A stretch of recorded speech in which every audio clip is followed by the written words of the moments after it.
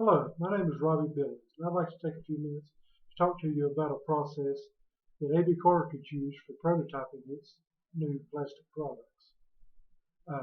3D printing is a fairly new process to most people, but has actually been around since the 1980s. It's a process that builds one layer upon the one below it, just similar to like an inkjet printer, except it does this in 3 dimensions. Beth Moe, in her article, New Method Leaves Older Methods in Its Goofy Wake, the American Society of Testing and Materials, or ASTM, has 7 categories that it has for 3D printing. They are stereolithography, material jetting, binder jetting, material extrusion, or sometimes called fused deposition modeling, powder bed fusion, sheet lamination, and directed energy deposition. Now, powder bed fusion, sheet lamination, and directed energy deposition all deal with metal in some form, whether it be sheets or powdered metal. So we'll focus on the first 4 since they directly relate to plastic products. Now, the first process we'll look at will be stereolithography. In stereolithography, you have a tank of photoresin that is hardened by a laser. Now, this resin is sensitive to the laser's light, and that's what causes it to cure. Now, this process was one of the first ones developed in 1986 by Charles Hull, but the materials that this method uses does not really correlate with the typical nylons that we use here at A.B. Carter. The next process is called material jetting. In material jetting, there's 2 tanks that shoot 2 different liquids onto a bed, and then a UV light cures it.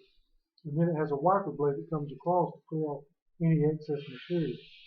This process too uses materials that are not conducive to making our products.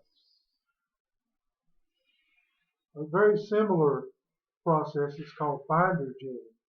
In binder jetting, the bed is filled with a powdered substance that will later be turned into a plastic, and a binder is used like an inkjet printer onto that surface, and a UV light also hardens it. Fused deposition modeling is the most promising of all of these processes. In fused deposition modeling, a pelleted form of the plastic, it could be anything from nylons to PVC or various different types of materials, is melted and then printed very similar to an inkjet printer. And as each layer is printed, the bed is lowered to create the next level of the process. Many companies have different versions of this type of printing, and it is the most prevalent in the marketplace today. We have Stratasys, 3D Systems, and Arborg, which produces our injection molding machines for us now, all have different models of this machine.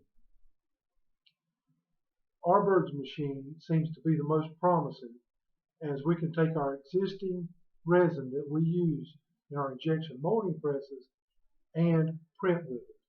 So the models will have the same exact physical characteristics as our molded products.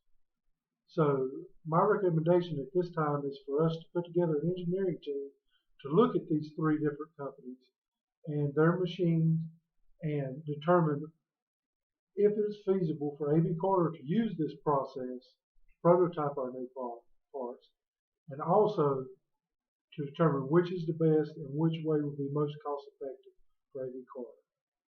Thank you. If you have any questions, I'm more than happy to answer.